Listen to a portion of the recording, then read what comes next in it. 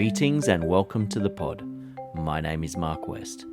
Professor Peter Ralph is Executive Director of the Climate Change Cluster in the Faculty of Science at University of Technology, Sydney, and is partnering with Australian surf brand Piping Hot to develop textiles made from seaweed for surfwear. Nature-derived alternatives for the fashion industry has the potential to revolutionise products and vastly reduce their impact on the oceans. Apologies for a little bit of building noise in the background to some of my questions. I started by asking Peter where his relationship with the ocean started.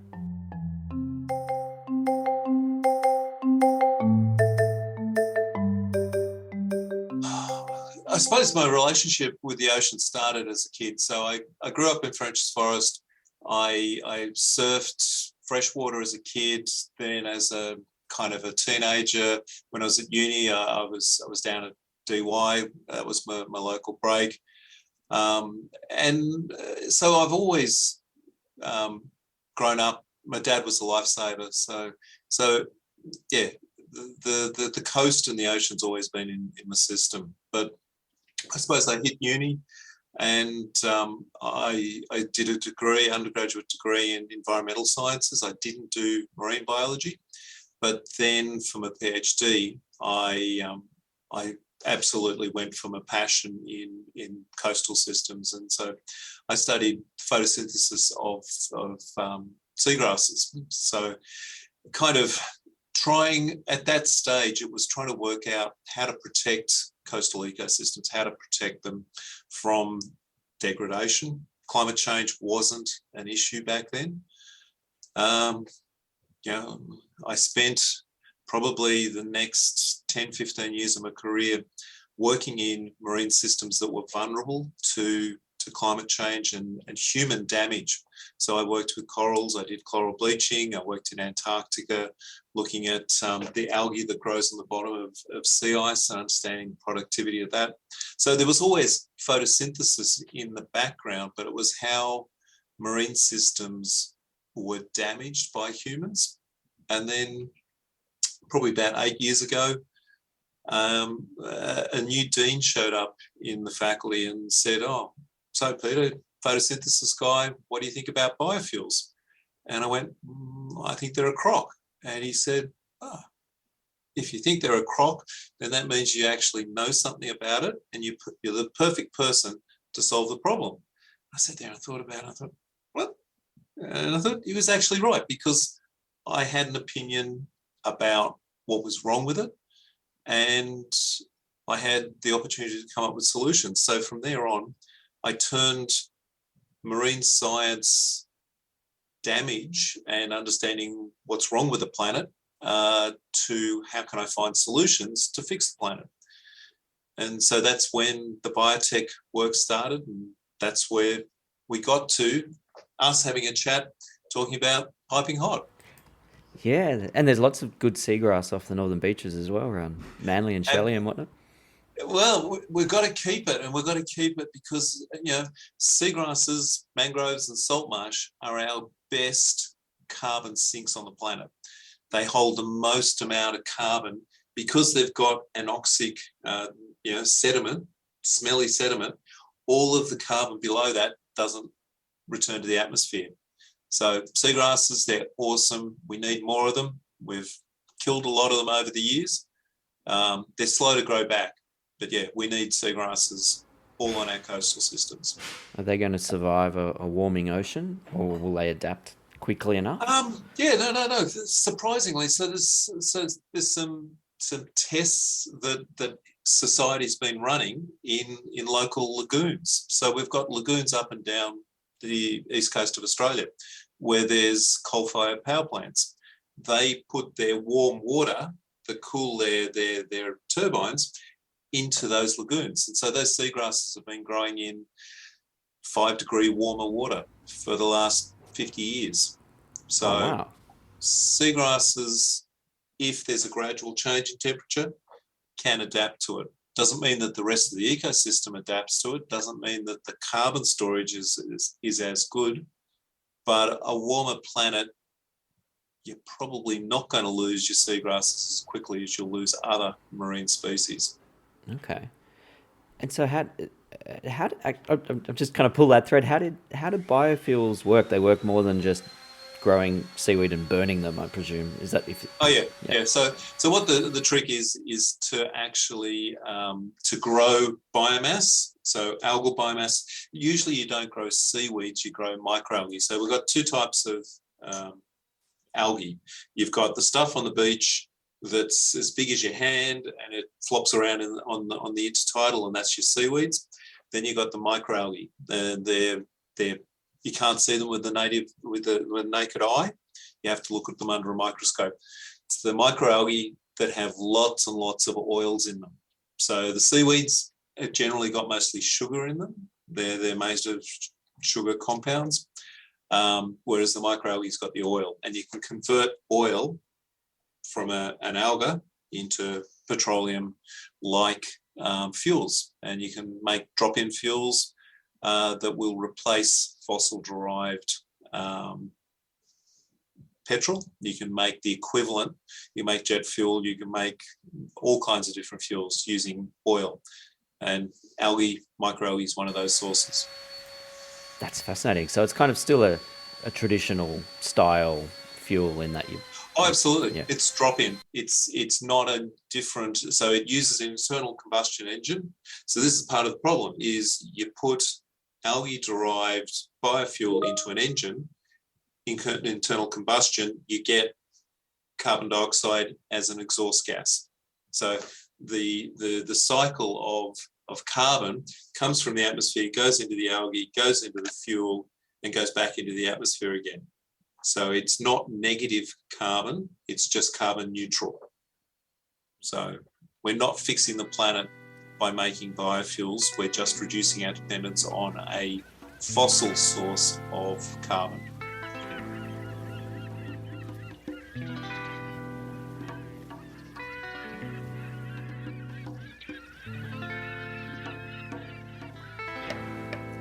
Banging 21 pilots as I look into your iris, soon we'll all be rich. You can't keep my spirit if you find it. I'm a little kid. Roll me up a spliff on that horizon in the promise. Piping Hot collaboration came through the ocean. So there's a common mission between Piping Hot and C3.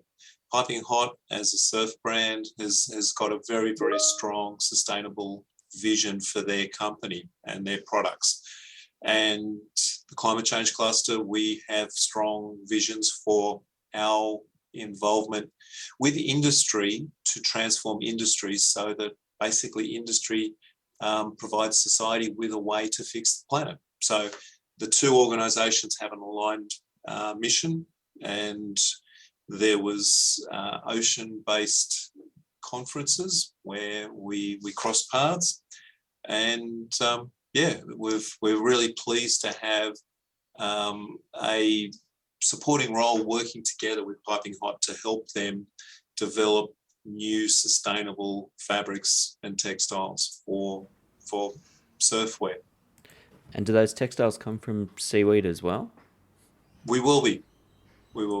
So we're going to. So textiles currently are mostly fossil derived, so they're petrochemically derived. They're synthetic.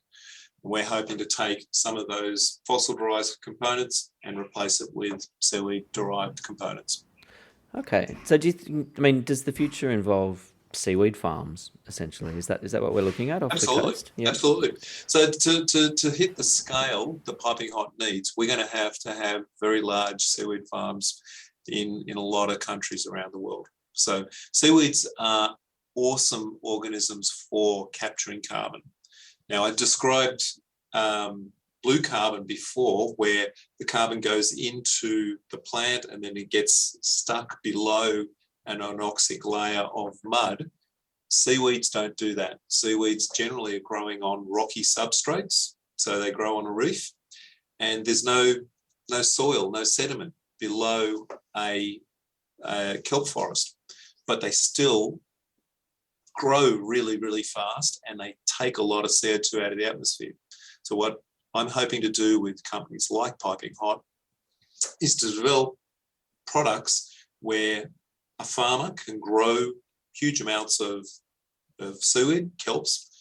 We harvest it, take compounds out of that, turn it into products and put it into our society, whether that's clothes, building materials, flooring materials, anywhere where we can stick a carbon source into our lifestyles that holds it for tens of years, means that carbon's out of the atmosphere. That carbon's not being consumed. We haven't got an alga or a plant to capture it, and then we burn it or we do something to it to put the carbon back in the atmosphere. This is going to help us. So this is carbon capture and use. We want to use seaweeds or microalgae to capture the carbon and make products that society needs. And fabric and textiles is absolutely a really important place that we can stick carbon. And it's sequestering carbon, but it's also not pulling it out of the ground either. Like you're not making it out of petroleum. Exactly. It's reducing our dependence and reducing our use of fossil carbon sources and turning it into an atmospheric carbon source. So we're reducing our atmospheric carbon without increasing our use of fossil. So it's a double benefit to our global carbon footprint. And I guess maybe it's not there yet. I don't know, but they've got to be pretty robust textiles, right? Otherwise they'll fall apart. You can't. People say they want biodegradable stuff, and you go, well, maybe. Well, do you want your swimwear to biodegrade while you're having a swim? That's Probably right. not. Yeah. So there's plastics that we make.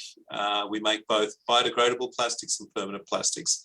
And biodegradable plastics, generally, it'll be the films. So if you make a film, I hope we start moving away from single-use plastics. But if we have a plastic that has got a shelf life of a certain period of time that we can compost it, then bioplastics absolutely. Put them in compost heap or put them in a council-based recycling program, and you can decompose that's bioplastic. But other bioplastics, they should function the same as a petrochemical plastic, and they are a permanent plastic that doesn't break down. One of the real things that we've got to be careful of is the microplastics and making sure that, so an algal-derived bioplastic, if it's biodegradable, won't break down into microplastics. But if there's a petrochemical component to it, it'll still make microplastics. So there's a lot of things that this is really important for the ocean, that we stop having plastic pollution and also microplastic pollution. And they're two sources of damage to the marine system that we've got to be really, really careful of. Are they likely to be any more recyclable than petrochemical plastics? If they're not blended, then they're very, very recyclable. And I think this is something we're going to have to go forward in the future to make sure that what we ask as consumers is a single style of plastic. So a lot of times a coffee cup or any of the plastic films can have multiple layers of plastics, and each of those plastics have got a different function. Could be UV resistance, could be oxygen non-permeability to stop degradation. It could be waterproof. So every time we ask a plastic to do a function, you're probably going to have to be having a different type of plastic that'll do that. And so you're not going to have a single type of plastic in a lot of these functions. But I think it comes back to us as consumers. If we understand that having a simpler choice in what we ask of the plastic, it's more likely going to be a single type, and that can be easily recycled. And you occasionally hear about the ocean as a way of sequestering carbon, but I guess it's not talked about too much. Is it a magic solution, do you think? I mean, I've heard of plankton and solutions around that. Is this... Plankton capture huge amounts of carbon from the atmosphere. So carbon and oxygen. So every second breath you take has come from phytoplankton that have made the oxygen. When they make oxygen, they take in CO2. So there's huge activity of phytoplankton in the ocean for drawing down carbon. But the problem is, as soon as they draw the carbon into their cells, a fish will eat them, another algal will eat them, bacteria will break them down, and that carbon's back in the atmosphere within a day or two. So it's not long-term storage. And to store phytoplankton's carbon, that algal cell has to die and sink hundreds of meters, thousands of meters to the ocean floor. And you've got to make sure that that little cell hasn't been broken down by the bacteria. On the way down, it's going to be broken down. And so the chances of it hitting the sea floor and being buried is remote. That's very interesting, because I've heard of plankton being talked about as the magic solution. We throw some iron in the ocean or something and magic happens, but I didn't... It's got to sink. But it's got to sink. Okay. It's got to sink. It's not just circling around. And yeah, that's what happens when you do most of the enrichment experiments. You enrich, you have an algal bloom, lots of carbon goes into it, but not a lot of it sinks to the bottom.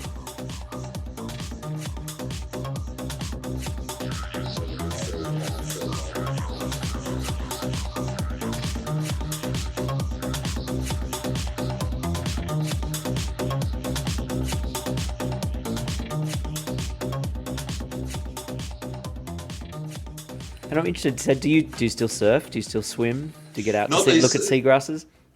Yeah, I do. Whenever I'm by the coast, I always have to have a look for the seagrasses. I'll look for the kelps and seaweeds. I don't surf anymore. I haven't surfed for probably 20 years. I had a choice. When I used to live on the northern beaches, I was able to go for a surf before work. And then when I moved to the inner city, I went, oh, okay, getting to the eastern suburbs was tough. Not so easy. And so I run these days. So that's my alternate for surfing. But yeah, still a soft spot. It's kind of similar to me, actually. It's a fair bit harder to get to a pool or the coast than it is. Yeah. When you're close to it, you got to enjoy it. Yeah. Is it your work? I've seen the work with algae and young Henrys in the tech lab. Is that your work as well? Yeah, we're doing that as well. So that's a great opportunity to demonstrate carbon capture and use. So a brewery is one of the examples of the hard to abate industries. So cement production, beer brewing, any of these systems where you make a lot of CO2, you got to capture that CO2. So working with Young Henrys for the last few years has been awesome, where we're capturing the carbon, and recently it was announced that we're also working with them to help with methane abatement with cattle.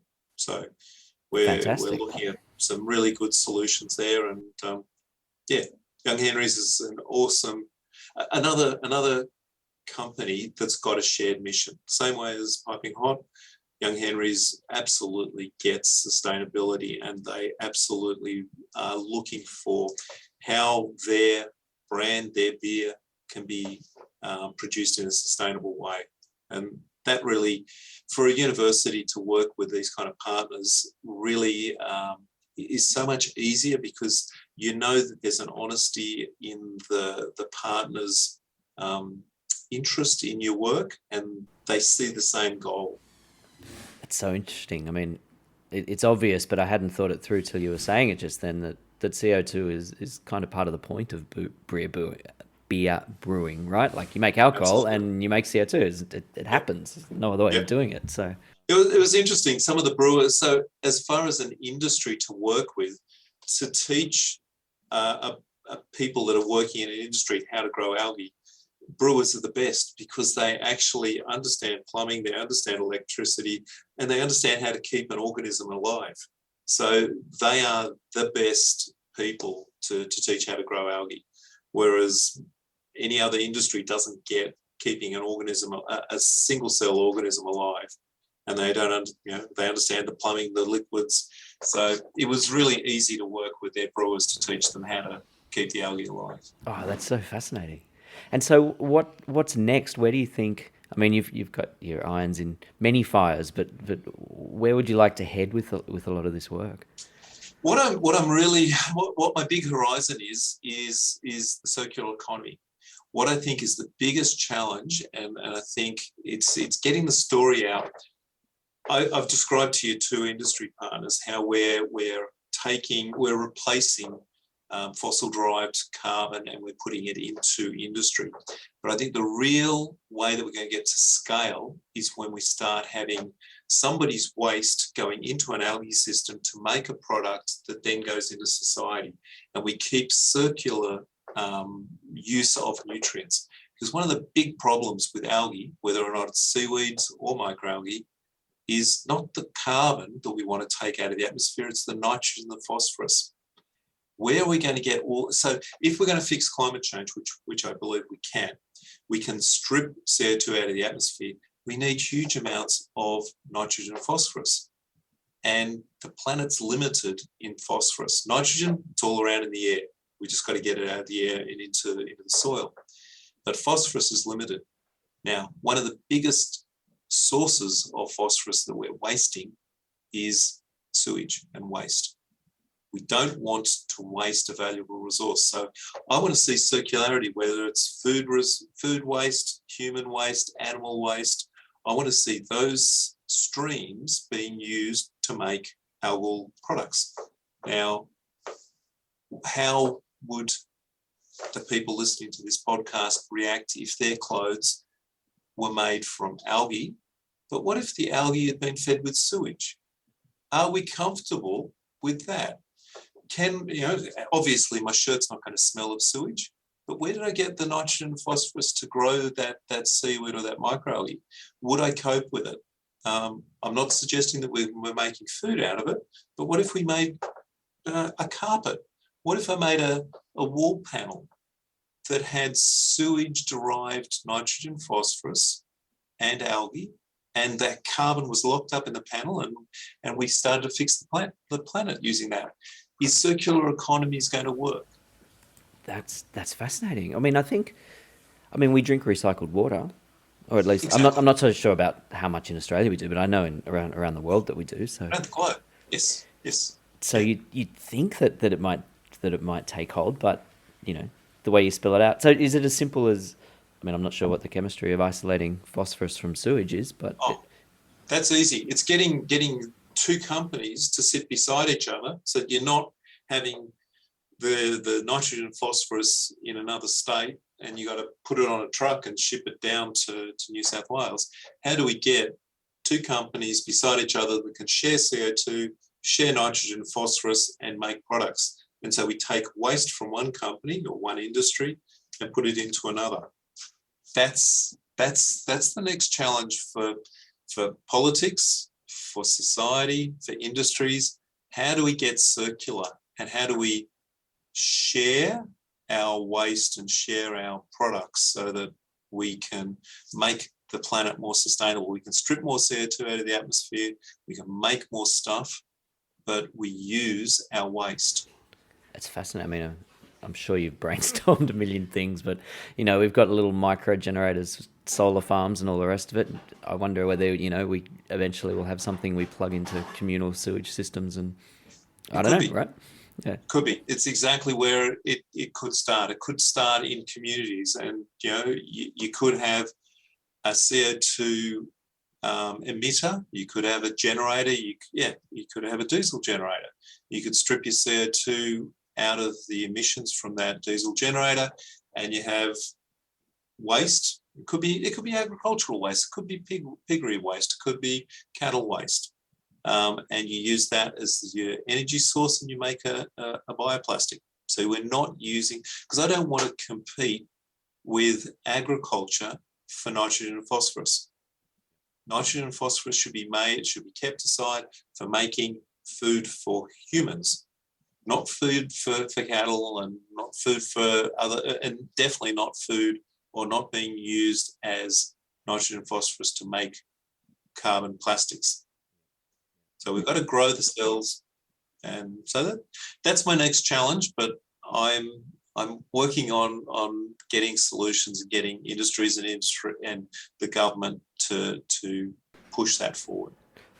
Do you think that'll work quick enough to actively pull CO2 out of the atmosphere in a kind of It has to, meaningful way? because the urgency is there. The planet knows what we need to do. The technology is there, and I think once we realise that we can't waste our nitrogen and phosphorus on just stripping CO2 out of the atmosphere, we need to use that for food.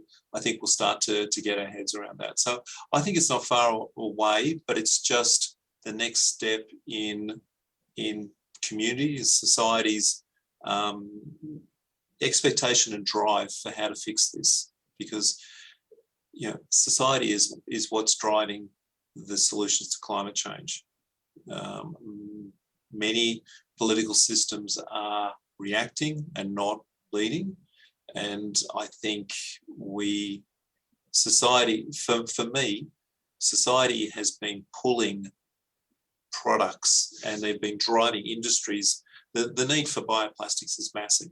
That's been around for 4 years. The demand for biodegradable bioplastics has been grossly exceeded by the technology to make it. So society has done exactly the right thing. They've said to manufacturers, we want sustainable biodegradable plastics. Where is it? And industry's gone. They've had to look around and talk to the universities and say, who's got some technology that is ready, or what level of investments needed to get it ready.